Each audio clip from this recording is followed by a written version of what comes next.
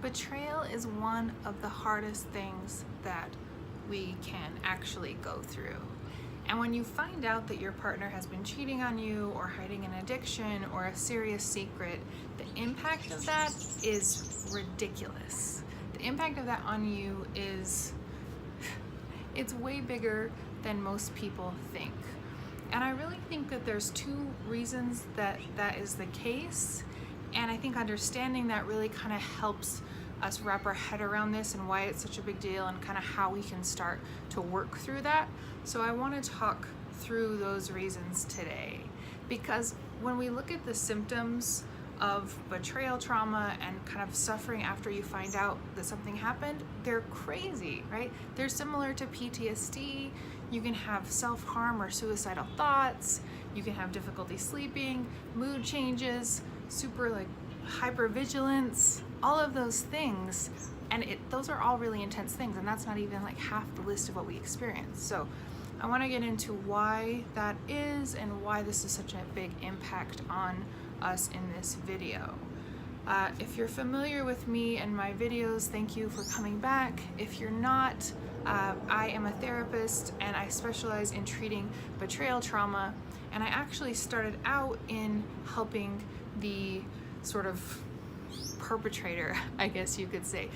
So I have done a lot of work with people with sex addictions and porn addictions. I've worked in some of the biggest research centers and treatment centers in the world on these topics. So I started out with helping treat the person that's sort of causing harm, and that's where a lot of my background was in. And then I started realizing as the partners would come in and as we would be working through this, how much they were experiencing and how huge and significant that was. So that kind of started me down this path of really understanding what betrayal trauma is and how to work through it, and kind of moving more into that as a specialty. And the reason that I've kind of done this more, I still do have some clients that are kind of the person suffering from an addiction or an issue or that kind of thing, but I've moved more into betrayal trauma because the impact of that is so major and significant, and it's not being treated like it should be treated. So there's so many people out there suffering and not getting help, and just suffering for years and years and years and years on end. And that's the kind of thing that fires me up when I see that there's a problem and there's a solution, but it's not happening. So all of these people are just suffering and not getting the help that they need. So that is kind of what drives me in all of this, because there are a lot of things that we can do and a lot of research coming out that helps us understand what's going on with this and how to treat it, but that's often not what the person is getting if they're getting support, and often they're not getting support. So that's just sort of a kind of a brief overview on me and kind of how I got here. And I've done a lot of videos on betrayal trauma. I have a whole playlist that you can check out of videos on betrayal trauma, and I have a bunch more coming out. So make sure you subscribe and turn on the little notifications, click the bell to turn on notifications if that's something that you're interested in and something that would help you. And also please reach out to me. I'm here to help you and support you and all of that. So reach out to me. I'll put my email and my website in the little section below. So anyway, let's get on with why being betrayed essentially is such a big deal. Now it makes sense that it's such a big deal because it sort of cuts to the core of us and it's so painful. But when you're looking at the research and when I'm talking to people, they're often surprised at why and how this is kind of such an impact on them. And I've had this conversation a few times this week, even with people saying, why is this so hard for me? Why can't I get over this? It was an awful thing and it was terrible that it happened, but it's impacting every aspect of my life and kind of my self-esteem and everything. Why is this happening? And they think that they're crazy. They think something's wrong with them. They kind of take that on themselves, which makes it a lot harder, obviously, but is really common in betrayal trauma, that you sort of take that on and think that that's your fault. But when we step back and look at it, there are not a lot of things that happen in our lives that rock everything to its core, essentially, that sort of take your life and shake it up and nothing falls the same, everything just kind of scatters and sort of destroys your life.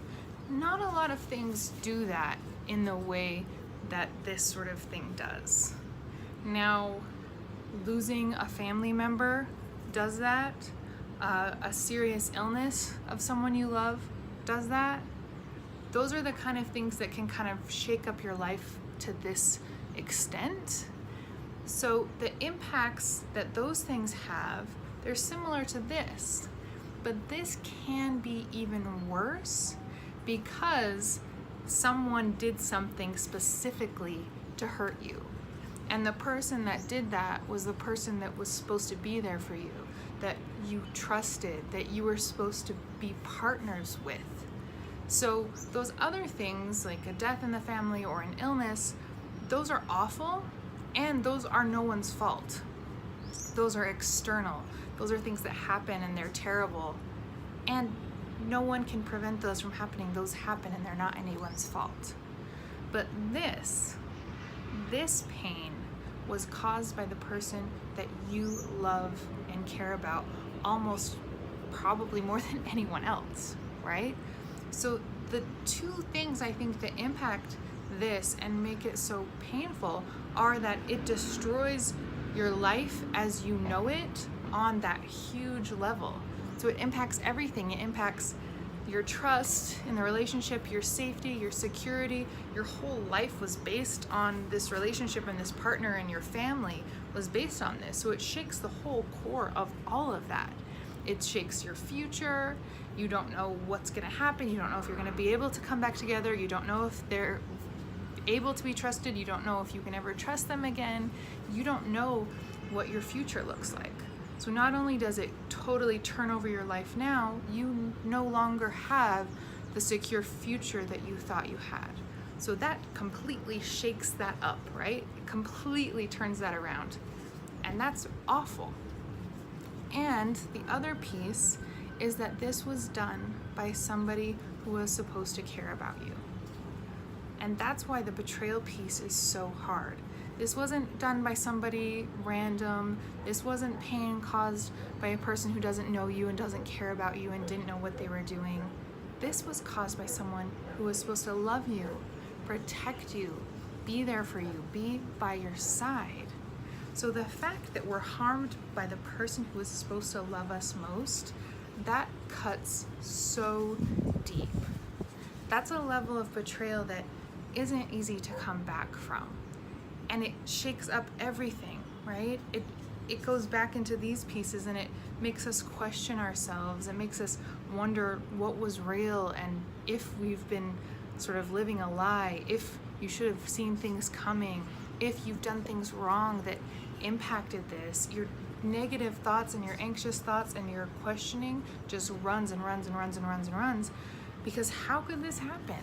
How could this happen? And how can everything not be the same now?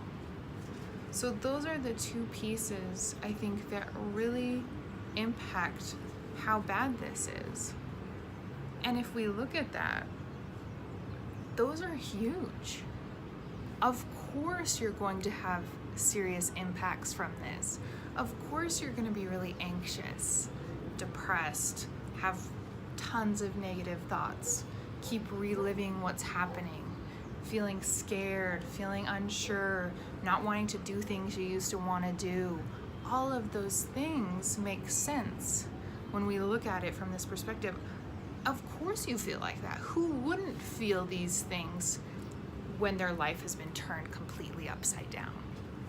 Those are really normal responses to a really terrible thing that happened to you. And that is really important to understand because it's the first step in understanding that this wasn't our fault. And this is something that is awful, and it's something that we can get support in and we can start to work through. And the way we get there is not by taking it on ourselves and thinking that we're crazy and there's something wrong with us and we did something to cause this. So I think understanding those pieces is one of the first steps in being able to move forward and take a step in the direction of actual healing. So let me know if that makes sense and if you have any questions about that. And I want to get more into kind of the thoughts that add to this and make it harder, and kind of get into more of the things that we can do to heal as well. So again, if those are something that you want and you're interested in, make sure you subscribe. And if you have any questions, please comment or reach out to me directly. You can also reach out anonymously on my website if you want to do that and you're not sure how to kind of bridge a topic. Those resources are there for you, so please utilize them.